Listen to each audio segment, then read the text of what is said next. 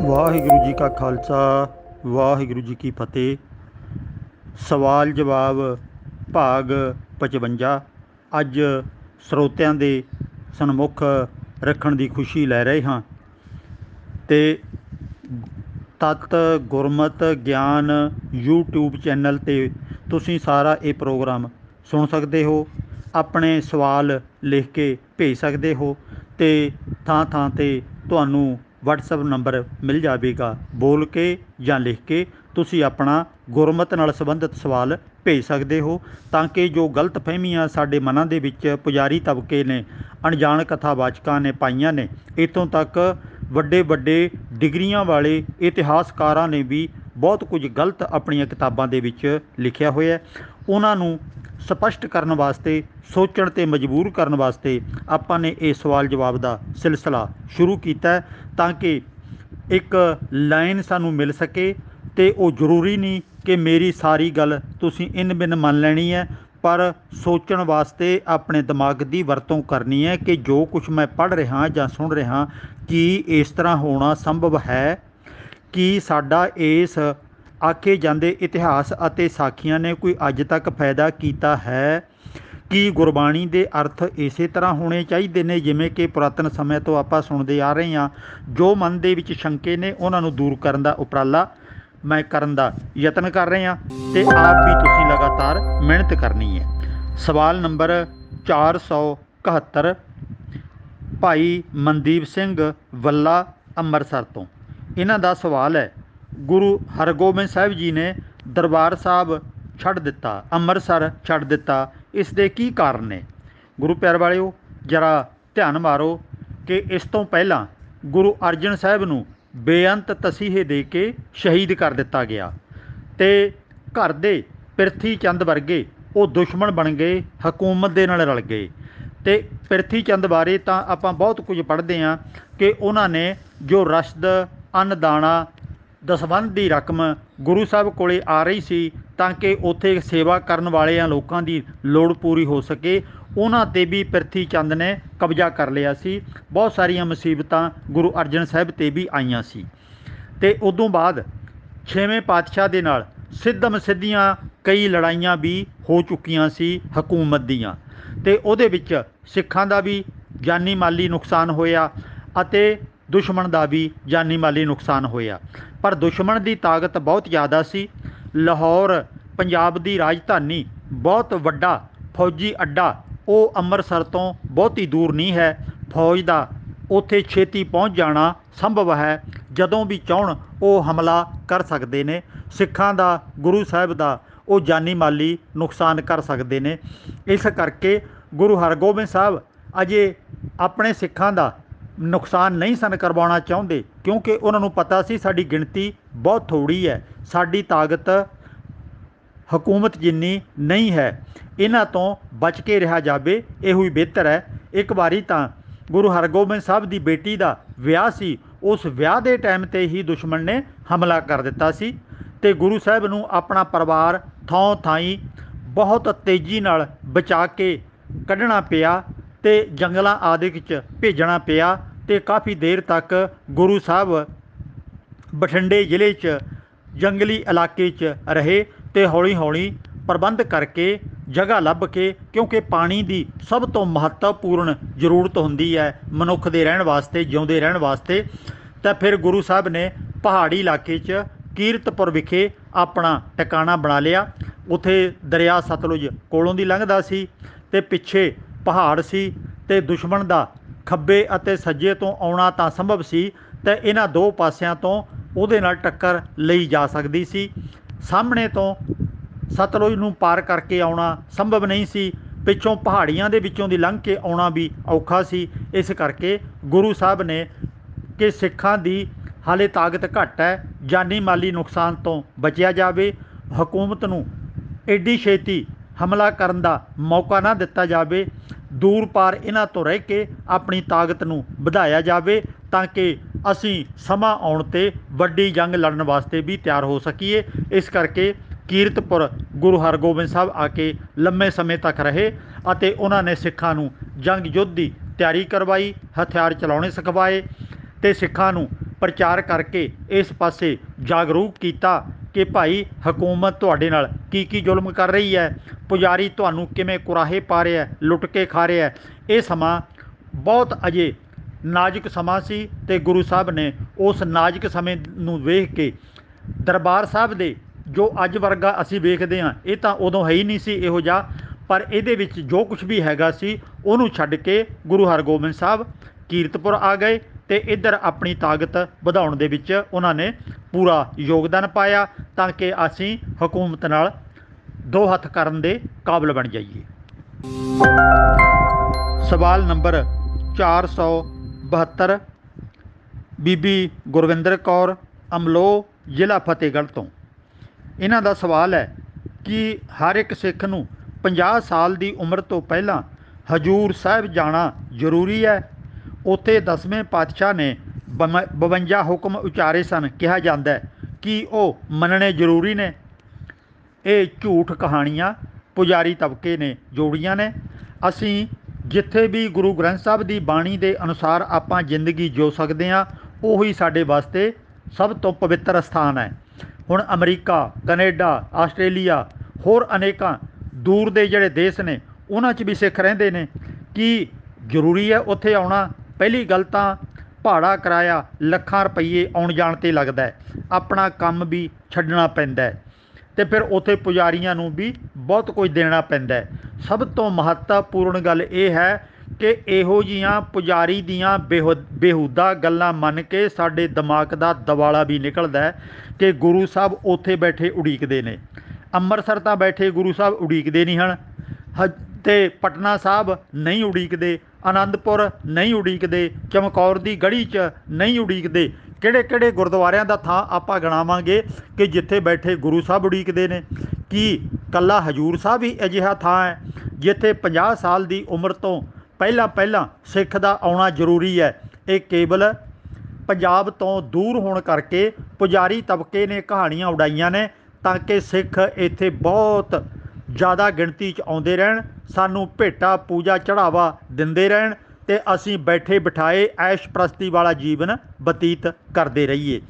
ਉਹਨਾਂ ਦੇ ਜੋ ਰਸਾਲਾ ਛਪਦਾ ਹੈ ਹਜੂਰ ਸਾਹਿਬ ਤੋਂ, ਉਹਦੇ 'ਚ ਸਾਫ਼ ਲਿਖਿਆ ਹੁੰਦਾ ਕਿ ਜੇ ਤੁਸੀਂ ਅਖੰਡ ਪਾਠ ਵਾਸਤੇ ਪੈਸੇ ਜਮ੍ਹਾਂ ਕਰਾਓਗੇ ਅਤੇ ਇੰਨੇ ਪੈਸਿਆਂ ਨਾਲ ਸਾਰੀ ਉਮਰ ਤੁਹਾਡੇ ਅਖੰਡ ਪਾਠ ਹੁੰਦੇ ਰਹਿਣਗੇ। ਜੇ ਤੁਸੀਂ ਇੰਨੇ ਪੈਸੇ ਜਮ੍ਹਾਂ ਕਰਾਓਗੇ ਸਾਰੀ ਉਮਰ ਤੁਹਾਡੇ ਨਾਮ ਦੀ ਅਰਦਾਸ ਹੁੰਦੀ ਰਹੇਗੀ। ਤੁਸੀਂ ਇੱਥੇ ਭਾਵੇਂ ਨਾ ਵੀ ਆਓ ਤਾਂ ਵੀ ਤੁਹਾਡੇ ਅਖੰਡ ਪਾਠ ਹੁੰਦੇ ਰਹਿਣਗੇ, ਤੁਹਾਡੀਆਂ ਅਰਦਾਸਾਂ ਹੁੰਦੀਆਂ ਰਹਿਣਗੀਆਂ ਅਤੇ ਲੰਗਰ ਦੇ ਵਿੱਚ ਤੁਹਾਡਾ ਹਿੱਸਾ ਪੈਂਦਾ ਰਹੇਗਾ। ਪਰ ਤੁਸੀਂ ਮਾਇਆ ਇੰਨੀ ਜਮ੍ਹਾਂ ਜ਼ਰੂਰ ਕਰਵਾ ਦਿਆ ਕਰੋ। ਇਹ ਸਾਰਾ ਪੁਜਾਰੀ ਤਬਕੇ ਦੀ ਲੁੱਟ ਹੈ। ਅਸੀਂ ਮੂਰਖ ਬਣੇ ਬੈਠੇ ਹਾਂ ਅਤੇ ਆਪਣਾ 10 ਨੌਹਾਂ ਦੀ ਖੂਨ ਪਸੀਨੇ ਦੀ ਕਮਾਈ, ਬਹੁਤ ਔਖੇ ਤਰੀਕੇ ਨਾਲ ਕਮਾਇਆ ਪੈਸਾ ਇਹਨਾਂ ਗੋਗੜਧਾਰੀ ਸਾਧਾਂ ਪੁਜਾਰੀਆਂ ਆਦਿਕ ਦੇ ਅੱਗੇ ਰੱਖ ਦਿੰਦੇ ਹਾਂ, ਮੱਥੇ ਟੇਕ ਦਿੰਦੇ ਹਾਂ। ਸਾਨੂੰ ਇਉਂ ਭੁਲੇਖਾ ਪੈਂਦਾ ਕਿ ਇਹ ਮਾਇਆ ਸ਼ਾਇਦ ਪੁਜਾਰੀਆਂ ਦੇ ਰਾਹੀਂ ਗੁਰੂ ਗੋਬਿੰਦ ਸਿੰਘ ਤੱਕ ਪਹੁੰਚਦੀ ਹੈ। ਇੱਥੇ ਤਾਂ ਕਹਾਣੀ ਇਹ ਵੀ ਉਡਾ ਦਿੱਤੀ ਕਿ ਗੁਰੂ ਗੋਬਿੰਦ ਸਿੰਘ ਤਾਂ ਆਪ ਵੀ ਘੋੜੇ 'ਤੇ ਬੈਠ ਕੇ ਸਮੇਤ ਸਰੀਰ ਦੇ ਉਡਾਰੀ ਮਾਰ ਕੇ ਸੱਚਖੰਡ ਨੂੰ ਚਲੇ ਗਏ। ਕੀ ਇਹ ਗੱਪ ਕਹਾਣੀਆਂ ਅਸੀਂ ਸੱਚ ਮੰਨੀ ਜਾਈਏ? ਜੇ ਮੰਨਾਂਗੇ ਤਾਂ ਅਸੀਂ ਪਾਗਲ ਖਵਾਵਾਂਗੇ। ਇਸੇ ਤਰ੍ਹਾਂ ਉਹ 52 ਜਿਹੜੀਆਂ ਕਹਾਣੀਆਂ ਨੇ ਕਿ ਕਿਤਾਬਾਂ ਇਹੋ ਜਿਹੀਆਂ ਲਿਖ ਦਿੱਤੀਆਂ ਨੇ, ਇਹ ਸਾਰੀਆਂ ਬਾਅਦ ਦੇ ਵਿੱਚ ਘੜੀਆਂ ਗਈਆਂ ਕਹਾਣੀਆਂ ਨੇ। ਸਾਡੇ ਵਾਸਤੇ ਜਿਹੜਾ ਹੁਕਮਨਾਮਾ ਹੈ ਗੁਰੂ ਦਾ, ਉਹ ਗੁਰਬਾਣੀ ਹੈ। ਗੁਰੂ ਗੋਬਿੰਦ ਸਿੰਘ ਦਾ ਕੋਈ ਲਿਖਤੀ ਹੁਕਮਨਾਮਾ ਸਾਡੇ ਕੋਲ ਨਹੀਂ ਮਿਲਦਾ। ਗੁਰਬਾਣੀ ਗੁਰੂ ਗੋਬਿੰਦ ਸਿੰਘ ਜੀ ਨੇ ਨਹੀਂ ਲਿਖੀ, ਇਸ ਕਰਕੇ ਉਹ ਜਿਹੜੀ ਕਿਤਾਬ ਇੱਕ 52 ਕਹਾਣੀਆਂ ਵਾਲੀ ਹੈ, ਭਵਿੱਖ ਤਬਾਹ ਕਰਕੇ ਲਿਖੇ ਹੋਏ ਨੇ, ਉਹ ਨਿਰੋਲ ਝੂਠ 'ਤੇ ਆਧਾਰਿਤ ਕਹਾਣੀਆਂ ਨੇ।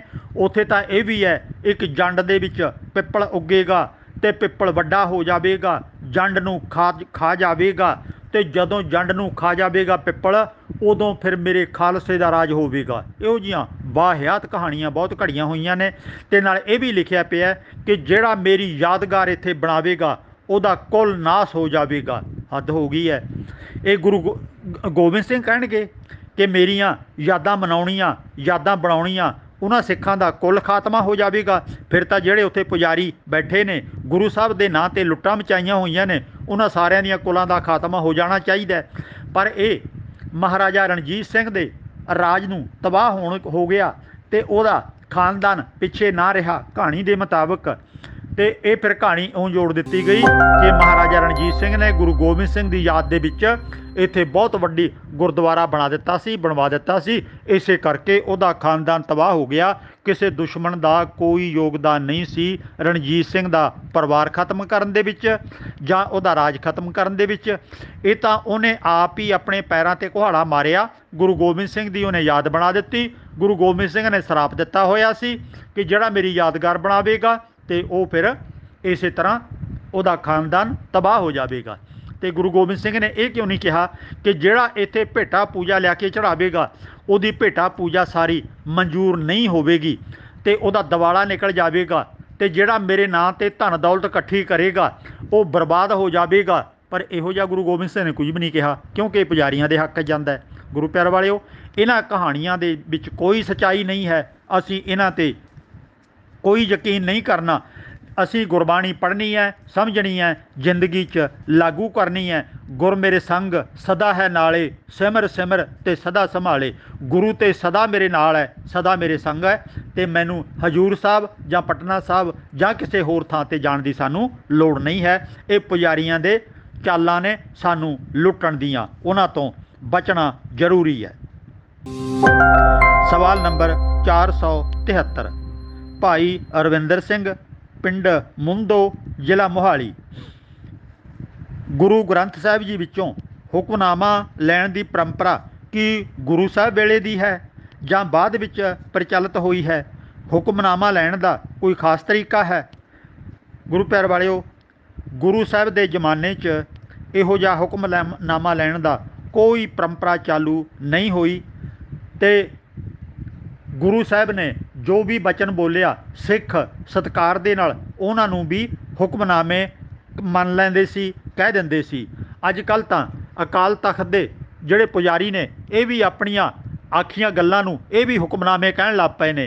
एक पूरी किताब सरदार रूप सिंह दी संपादित कीती हुई सिंह ब्रदर वालों छपी हुई वो सारी हुक्मनामे आदेश संदेश उस किताब का नाम है। उहदे विच इन्हां पुजारियां दे हुक्मनामे दिते हुए ने जिहड़े कि सिखां नूं पंथ चों छेकण वाले ने, अपमानित करन वाले ने। जिहड़ा भी सिख सुधार दा काम करदा है उसे नूं पंथ चों छेकण दी भैड़ी वरतों इन्हां अखौती पुजारियां ने, जथेदारां ने कीती है।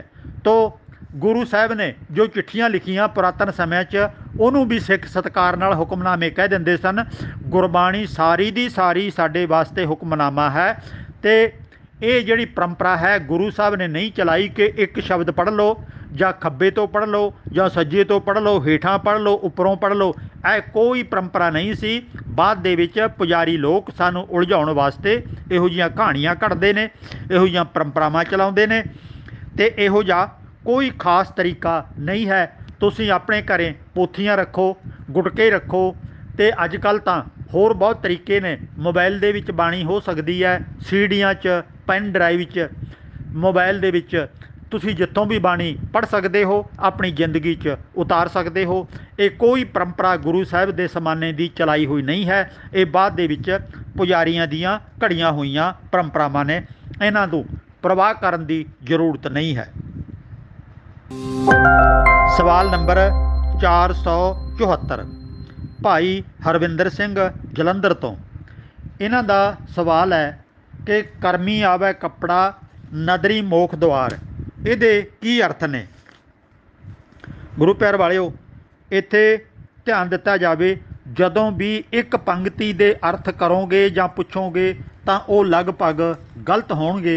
आपां पूरा शब्द पढ़िया करिए, उहदे अर्थ समझिया करिए तां कि असीं सही लैन ते तुर सकीए। इत्थे आपां पूरी पौड़ी पढ़ रहे हैं। जपजी साहब दे विच ये चौथी पौड़ी है। इत्थे गुरु नानक साहब कह रहे ने, साचा साहिब साच नाए भाख्या भाओ अपार। वो निरंकार, उहदा निजम, वो सच्चो सच है, उहनूं बदलिया नहीं जा सकता, उहनूं कोई बयान नहीं कर सकता। वो साडे भौ तो डर तो वो उपर है। आखें मंगै दे दात करे दातार। बड़ी दुनिया है उहदे अगे मिन्नतां करदी है, तरले करदी है, ते उहने तां दातां पहले ही बहुत दित्तियां होईयां ने। ते असीं होर मंगी जा रहे हैं पर सानू समझ नहीं आती कि असी करना की है। फिर कि अगे रखी है जे दिसै दरबार, असी उहदी पूजा करनी चाहुंदे आ कि उहदे अगे गुरु नानक साहब कहंदे ने की भेटा रखीए ताकि सानू उहदे दरबार दे दर्शन हो जाण। मूहों के बोलण बोली है जित सुण धरे प्यार, किहो जी बोली बोलीए जिहदे कारण साडा उहदे नाल प्यार पैदा हो जावे। ਅੰਮ੍ਰਿਤ ਵੇਲਾ सच नौ वड़ियाई विचार, असी सदा ही लगातार उस नूं याद रखीए। इत्थे कईयां ने अंम੍ਰਿਤ ਵੇਲਾ सवेर वेले नूं मन्निया होया ते इस करके जल्दी उठो, अंम੍ਰਿਤ ਵੇਲੇ उठो ते नितनेम दा पाठ करो, सिमरन करो। ये कहानियां बहुत घड़ियां ने लोगों ने। जे वेला वक्त विचारी है कित वेला भगत होए, ते गुरबाणी तो कह रही है जे वेला वक्त विचारांगे कि आह वेला माड़ा है, आह वेला चंगा है, फिर तो यदा मतलब माड़ा समा भी रब ने बनाया है। कि सवेरा सवेरा ही चंगा हुंदा है? नहीं, सारी उम्र सारा समा सवेर तो लैके शाम तक असी परमात्मा नूं याद रखना है। अपनी ਜਿਹੜੇ भी काम करने ने उन्होंने ईमानदारी नाल करना है, नेकी नाल करना है, चंगे गुणवान इंसान बनना है। ये केवल सवेरा सवेरा अंम੍ਰਿਤ ਵੇਲਾ नहीं हुंदा। जदों भी असी ਉਹਦੇ ਨਿਯਮਾਂ ਨੂੰ ਹਿਰਦੇ 'ਚ ਵਸਾਉਂਦੇ ਹਾਂ, ਸਮਝ ਲਓ ਸਾਡੇ ਵਾਸਤੇ ਅੰਮ੍ਰਿਤ ਵੇਲਾ ਹੋ ਗਿਆ। ਕਰਮੀ ਆਵੈ ਕੱਪੜਾ ਨਦਰੀ ਮੋਖ ਦੁਆਰ, ਅਸੀਂ ਇਹ ਸਮਝ ਕੇ ਚੱਲੀਏ ਕਿ ਜਿਹੜਾ ਇਹ ਸਾਨੂੰ ਕਰਮ ਨੇ ਹੁੰਦਾ ਹੈ ਬਖਸ਼ਿਸ਼। ਇਹ ਸੋਹਣਾ ਸਰੀਰ ਜਿਹੜਾ ਕੱਪੜਾ ਰੂਪੀ ਸਰੀਰ ਸਾਨੂੰ ਮਿਲਿਆ, ਇਹ ਉਹ ਬਖਸ਼ਿਸ਼ ਨਾਲ ਮਿਲਿਆ, ਉਹਦੇ ਨਿਯਮ 'ਚ ਮਿਲਿਆ, ਮਾਤਾ ਪਿਤਾ ਦੇ ਸੰਯੋਗਾਂ ਤੋਂ ਮਿਲਿਆ। ਇਹ ਅਸੀਂ ਆਪ ਕਿਤੋਂ ਮੰਗ ਕੇ ਨਹੀਂ ਲਿਆ, ਨਾ ਸਾਡਾ ਇਹਦੇ ਵਿੱਚ ਸਿੱਧਾ ਕੋਈ ਯੋਗਦਾਨ ਹੈ। ਇਹ ਕੁਦਰਤ ਦੇ ਬਣਾਏ ਨਿਯਮਾਂ ਦੇ ਮੁਤਾਬਕ ਜੀਵ ਜੰਤੂ ਸਾਰੇ ਦੇ ਸਾਰੇ ਜਨਮ ਲੈਂਦੇ ਨੇ। ਨਦਰੀ ਮੋਖ ਦੁਆਰ, ਜਦੋਂ ਅਸੀਂ ਉਹਦੀ ਨਦਰ ਦੇ ਪਾਤਰ ਸੱਚ ਦੇ ਰਾਹ 'ਤੇ ਚੱਲਣ ਵਾਲੇ ਬਣ ਜਾਵਾਂਗੇ ਤਾਂ ਬੰਧਨਾਂ ਨੂੰ ਤੋੜ ਕੇ ਅਸੀਂ ਫਿਰ ਮੁਕਤੀ ਦੇ ਮਾਰਗ ਨੂੰ ਪ੍ਰਾਪਤ ਕਰ ਲਵਾਂਗੇ। ਸਾਡੀ ਜ਼ਿੰਦਗੀ ਪੂਰੇ ਬੰਧਨਾਂ ਤੋਂ ਮੁਕਤ ਹੋ ਜਾਵੇਗੀ। ਅਸੀਂ ਸੁਚੱਜੇ ਸਿਆਣੇ ਇਨਸਾਨ ਬਣ ਜਾਵਾਂਗੇ। ਕਰਮੀ ਆਵੈ ਕੱਪੜਾ ਨਦਰੀ ਮੋਖ ਦੁਆਰ, ਨਾਨਕ ਇਹ ਵੈ ਜਾਣੀਐ ਸਭ ਆਪੇ ਸਚਿਆਰ। ਉਹ ਸੱਚ ਦਾ ਮਾਲਕ, ਸੱਚ 'ਤੇ ਆਧਾਰਿਤ ਫੈਸਲੇ ਕਰਨ ਵਾਲਾ ਇਉਂ ਇਹੋ ਜਿਹਾ ਹੁੰਦਾ ਹੈ। ਇਹ ਗੁਰੂ ਨਾਨਕ ਸਾਹਿਬ ਦੱਸ ਰਹੇ ਨੇ ਕਿ ਉੱਪਰ ਬਿਆਨ ਕੀਤੀਆਂ ਪੰਕਤੀਆਂ ਦੇ ਵਿੱਚ ਜਿਹੋ ਜਿਹਾ ਸਰੂਪ ਪ੍ਰਭੂ ਪਰਮਾਤਮਾ ਦਾ ਤੁਹਾਡੇ ਅੱਗੇ ਰੱਖਿਆ, ਉਹ ਇਹੋ ਜਿਹਾ ਹੁੰਦਾ ਹੈ। ਉਹ ਕੇਵਲ ਇੱਕ ਪੰਕਤੀ ਪੜ੍ਹ ਕੇ ਉਹਦੀ ਸਮਝ ਨਹੀਂ ਆ ਸਕਣੀ। ਤੋ ਅਸੀਂ ਧਿਆਨ ਰੱਖੀਏ ਗੁਰਬਾਣੀ 'ਚ ਪਹਿਲੀ ਗੱਲ ਤਾਂ ਜਿਹੜਾ ਮੰਗਲਾ ਚਰਨ ਹੈ ਉਹ 567 ਵਾਰੀ ਆਇਆ ਹੈ। ਜਦੋਂ ਵੀ ਕਿਸੇ ਪੰਕਤੀ ਦੇ ਅਰਥ ਕਰਨੇ ਨੇ ਇਸ ਮੰਗਲਾ ਚਰਨ ਨੂੰ ਜ਼ਰੂਰ ਯਾਦ ਰੱਖਣਾ ਹੈ ਕਿ ਅਸੀਂ ਇੱਕੋ ਨੂੰ ਮੰਨਣ ਵਾਲੇ ਹਾਂ, ਇੱਕ ਤੋਂ ਬਿਨਾਂ ਅਸੀਂ ਕਿਸੇ ਨੂੰ ਹੋਰ ਨਹੀਂ ਮੰਨਣ ਵਾਲੇ। ਸੋ ਕਰਮੀ ਆਵੈ ਕੱਪੜਾ ਇਹ ਤੁਸੀਂ ਸੰਖੇਪ ਰੂਪ 'ਚ ਸਮਝਿਆ, ਪੜ੍ਹਿਆ, ਜਾਣਿਆ ਤੇ ਹੋਰ ਵੀ ਇਹਦੀ ਵਿਆਖਿਆ ਕੀਤੀ ਜਾ ਸਕਦੀ ਹੈ, ਪਰ ਇੱਥੇ ਜਿਤਨਾ ਕੁ ਸਮਾਂ ਹੈ ਉਤਨੇ ਕੁ ਦੇ ਨਾਲ ਹੀ ਅਰਥ ਕੀਤੇ ਗਏ ਨੇ। ਅਗਲਾ ਸਵਾਲ 475 ਨੰਬਰ ਕੇਸਰ ਸਿੰਘ ਬਾਸੀ ਪੂਨਾ ਤੋਂ। ਇਹਨਾਂ ਦਾ ਸਵਾਲ ਹੈ ਕਿ ਅਜਿਹਾ ਕੋਈ ਹੀਰਾ ਹੁੰਦਾ ਹੈ ਜਿਸ ਨੂੰ ਚੱਟਣ ਨਾਲ ਮਨੁੱਖ ਦੀ ਮੌਤ ਹੋ ਜਾਵੇ। ਕਹਿੰਦੇ ਨੇ ਕਿ ਮਾਤਾ ਗੁਜਰੀ ਜੀ ਨੇ ਹੀਰਾ ਚੱਟ ਕੇ ਆਤਮ ਹੱਤਿਆ ਕੀਤੀ ਸੀ। YouTube 'ਤੇ ਕਈ ਸਾਰੇ ਕਥਾਵਾਚਕਾਂ ਦੀਆਂ ਕਥਾਵਾਂ ਮੌਜੂਦ ਨੇ, ਸਟੇਜਾਂ 'ਤੇ ਕਥਾਵਾਚਕ ਬੋਲਦੇ ਰਹਿੰਦੇ ਨੇ। ਗੁਰੂ ਪਿਆਰ ਵਾਲਿਓ, ਬਹੁਤ ਪੁਰਾਤਨ ਪ੍ਰਚਲਿਤ ਪਰੰਪਰਾਵਾਂ ਨੇ ਜਿਹੜੀਆਂ ਕਿ ਸੀਨਾ ਬਸੀਨਾ ਲੋਕਾਂ ਦੇ ਕੋਲੇ ਅੱਗੇ ਤੋਂ ਅੱਗੇ ਸੁਣਨ ਨੂੰ ਮਿਲਦੀਆਂ ਰਹਿੰਦੀਆਂ ਨੇ, ਦਿਮਾਗ 'ਚ ਬਹਿ ਜਾਂਦੀਆਂ ਨੇ। ਇਹੋ ਜਿਹਾ ਕੋਈ ਹੀਰਾ ਨਹੀਂ ਹੈ ਜਿਹਦੇ ਚੱਟਣ ਦੇ ਨਾਲ ਮਨੁੱਖ ਦੀ ਮੌਤ ਹੋ ਜਾਵੇ। ਇਹ ਵੀ ਕਿਹਾ ਜਾਂਦਾ ਹੈ ਹੀਰਾ ਅਤੇ ਮੋਤੀ ਹੰਸ ਹੈ ਜਿਹੜਾ ਉਹ ਚੁਗਦਾ ਹੈ, ਉਹਦੀ ਉਹ ਖੁਰਾਕ ਹੈ, ਜਦੋਂ ਕਿ ਹੰਸ ਕੋਈ ਨਾਮ ਦਾ ਜੀਵ ਹੈ ਹੀ ਨਹੀਂ। ਜਿਹੜੀ ਵੱਡੀ ਬੱਤਖ ਹੈ, ਵੱਡੀ ਬੱਤਖ ਸਫੇਦ ਰੰਗ ਦੀ, ਅਸਲ ਦੇ ਵਿੱਚ ਉਸੇ ਨੂੰ ਹੰਸ ਕਿਹਾ ਜਾਂਦਾ ਹੈ ਤੇ ਹੋਰ ਕੋਈ ਵੱਖਰਾ ਹੰਸ ਨਹੀਂ ਹੈ। ਪਰ ਇਹ ਵੀ ਪਰੰਪਰਾ ਦੇ ਵਿੱਚ ਸ਼ਾਮਲ ਹੋ ਗਿਆ। ਸੁਣ ਸੁਣ ਕੇ ਅਸੀਂ ਸੱਚ ਮੰਨ ਲਿਆ ਕਿ ਹੰਸ ਪੰਛੀ ਕੋਈ ਹੋਣਗੇ। ਤੇ ਇਸੇ ਤਰ੍ਹਾਂ ਹੀਰਾ ਇਹੋ ਜਿਹਾ ਜ਼ਹਿਰੀਲਾ ਕਿਤੇ ਨਹੀਂ ਹੁੰਦਾ ਤੇ ਜਿਹੜੇ ਹੰਸ ਨੇ ਉਹ ਹੀਰੇ ਨਹੀਂ ਖਾਂਦੇ। ਇਸੇ ਤਰ੍ਹਾਂ ਮਾਤਾ ਗੁਜਰੀ ਜੀ ਦੇ ਨਾਲ ਇਹ ਕਹਾਣੀ ਜੋੜ ਦਿੱਤੀ ਗਈ। ਐਡੀ ਬਹਾਦਰ, ਐਡੀ ਦਲੇਰ, ਐਡੀ ਸਮਝਦਾਰ, ਜਿਹਦਾ ਸਹੁਰਾ ਸਾਹਿਬ ਵੀ ਜੰਗ ਲੜਦਾ ਰਿਹਾ, ਗੁਰੂ ਹਰਗੋਬਿੰਦ ਸਾਹਿਬ, ਤੇ ਜਿਹਦੇ ਪਤੀ ਵੀ ਜੰਗ ਯੁੱਧ ਲੜਦੇ ਰਹੇ, ਤਿਆਰੀਆਂ ਕਰਦੇ ਰਹੇ, ਮੁਸੀਬਤਾਂ ਝੱਲਦੇ ਰਹੇ ਤੇ ਸ਼ਹੀਦੀ ਨੂੰ ਪ੍ਰਾਪਤ ਹੋ ਗਏ। ਬੇਅੰਤ ਮੁਸੀਬਤਾਂ ਝੱਲੀਆਂ ਮਾਤਾ ਗੁਜਰੀ ਨੇ, ਉਦੋਂ ਆਤਮ ਹੱਤਿਆ ਨਹੀਂ ਕੀਤੀ। ਗੁਰੂ ਗੋਬਿੰਦ ਸਿੰਘ ਜੀ ਇਹਨਾਂ ਦੇ ਸਪੁੱਤਰ ਸਾਰੀ ਉਮਰ ਜੰਗ ਯੁੱਧ ਲੜਦੇ ਰਹੇ, ਤਿਆਰੀਆਂ ਕਰਦੇ ਰਹੇ, ਜੰਗਲਾਂ ਦੇ ਵਿੱਚ ਹੀ ਬਾਸਾ ਰਿਹਾ, ਉਦੋਂ ਮਾਤਾ ਜੀ ਨੇ ਆਤਮ ਹੱਤਿਆ ਨਹੀਂ ਕੀਤੀ। ਫਿਰ ਕਹਿੰਦੇ ਨੇ ਜਦੋਂ ਛੋਟੇ ਸਾਹਿਬਜ਼ਾਦਿਆਂ ਦੀ ਸ਼ਹੀਦੀ ਹੋ ਗਈ, ਮਾਤਾ ਜੀ ਨੂੰ ਖਬਰ ਮਿਲੀ, ਉਦੋਂ ਟੋਡਰ ਮੱਲ ਨੂੰ ਕਿਹਾ ਇਹਨਾਂ ਨੇ ਕਿ ਮੈਨੂੰ ਕੋਈ ਹੀਰਾ ਲਿਆ ਦਿਓ, ਮੈਂ ਹੁਣ ਆਤਮ ਹੱਤਿਆ ਕਰਨੀ ਚਾਹੁੰਦੀ ਹਾਂ। ਕਹਿੰਦੇ ਟੋਡਰ ਮੱਲ ਨੇ ਹੀਰਾ ਲਿਆ ਕੇ ਦੇ ਦਿੱਤਾ ਤੇ ਮਾਤਾ ਗੁਜਰੀ ਜੀ ਨੇ ਫਿਰ ਆਤਮ ਹੱਤਿਆ ਕਰ ਲਈ। ਲਾਹਣਤ ਹੈ ਉਹਨਾਂ ਲਿਖਾਰੀਆਂ ਤੇ, ਲਾਹਣਤ ਹੈ ਉਹਨਾਂ ਕਥਾਵਾਚਕਾਂ ਤੇ ਜਿਹੜੇ ਮਾਤਾ ਜੀ ਦਾ ਅਪਮਾਨ ਕਰਦੇ ਨੇ, ਉਹਨੂੰ ਆਤਮ ਹੱਤਿਆ ਕਰਦੀ ਵਿਖਾਉਂਦੇ ਨੇ, ਉਹਦੀ ਸ਼ਹੀਦੀ ਨੂੰ ਰੋਲਦੇ ਨੇ। ਉਹਨਾਂ ਨੂੰ ਇਹ ਵੀ ਅਕਲ ਨਹੀਂ ਕਿ ਅਸੀਂ ਆਪਣੇ ਮਹਾਂਪੁਰਖਾਂ ਦਾ, ਮਾਤਾਵਾਂ ਦਾ, ਵੱਡੇ ਵਡੇਰਿਆਂ ਦਾ ਕਿੰਨਾ ਅਪਮਾਨ ਕਰਦੇ ਹਾਂ। ਇਹ ਡੁੱਬ ਕੇ ਮਰਨ ਵਾਲੀ ਗੱਲ ਹੈ। ਤੇ ਇਹੋ ਜਿਹਾ ਕੋਈ ਹੀਰਾ ਨਹੀਂ ਹੁੰਦਾ ਜਿਹਦੇ ਨਾਲ ਆਤਮ ਹੱਤਿਆ ਹੋ ਸਕੇ ਜਾਂ ਬੰਦੇ ਦੀ ਮੌਤ ਹੋ ਸਕੇ। ਸੋ ਇਹਨਾਂ ਕਹਾਣੀਆਂ ਤੋਂ ਸੁਚੇਤ ਹੋਣਾ, ਅਸੀਂ ਇਹਨਾਂ ਕਹਾਣੀਆਂ 'ਚ ਨਹੀਂ ਉਲਝਣਾ। ਮਾਤਾ ਜੀ ਨੇ ਨਾ ਕਿਸੇ ਹੋਰ ਨੇ ਇਹੋ ਜਿਹੀ ਸਿੱਖਾਂ ਦੇ ਵਿੱਚੋਂ, ਗੁਰੂ ਸਾਹਿਬਾਨਾਂ ਦੇ ਵਿੱਚੋਂ ਕੋਈ ਆਤਮ ਹੱਤਿਆ ਨਹੀਂ ਕੀਤੀ, ਕੋਈ ਹੀਰੇ ਚੱਟ ਕੇ ਮੌਤ ਨੂੰ ਗਲਵੱਕੜੀ ਨਹੀਂ ਪਾਈ। ਇਤਨੇ ਕੁ ਬਚਨ ਪ੍ਰਵਾਨ ਕਰਨੇ, ਹੋਈਆਂ ਭੁੱਲਾਂ ਖਿਮਾ ਕਰਨੀਆਂ। ਕੋਈ ਸਵਾਲ ਜੇ ਤੁਸੀਂ ਕਰਨੇ ਚਾਹਣ ਤਾਂ ਲਿਖ ਕੇ ਜਾਂ ਬੋਲ ਕੇ ਭੇਜ ਸਕਦੇ ਹੋ। ਤਤ ਗੁਰਮਤਿ ਗਿਆਨ YouTube ਚੈਨਲ ਤੁਹਾਡੀ ਸੇਵਾ 'ਚ ਹਾਜ਼ਰ ਹੈ। ਤੇ ਇਹ ਜਿਹੜਾ ਐਪੀਸੋਡ ਹੈ ਤੁਹਾਡੇ ਸਨਮੁਖ ਰੱਖਿਆ, ਇਹ ਹੈ 55 ਨੰਬਰ। ਸਵਾਲ ਸਨ 5 471 ਤੋਂ ਲੈ ਕੇ 475 ਤੱਕ। ਉਮੀਦ ਹੈ ਤੁਸੀਂ ਇਸ ਤਰ੍ਹਾਂ ਦਿਲਚਸਪੀ ਦੇ ਨਾਲ ਇਹਨਾਂ ਐਪੀਸੋਡਾਂ ਨੂੰ ਸੁਣਦੇ ਰਹੋਗੇ, ਗਿਆਨ ਦੇ ਵਿੱਚ ਵਾਧਾ ਕਰਦੇ ਰਹੋਗੇ। ਹੋਈਆਂ ਭੁੱਲਾਂ ਲਈ ਖਿਮਾ। ਵਾਹਿਗੁਰੂ ਜੀ ਕਾ ਖਾਲਸਾ, ਵਾਹਿਗੁਰੂ ਜੀ ਕੀ ਫਤਿਹ।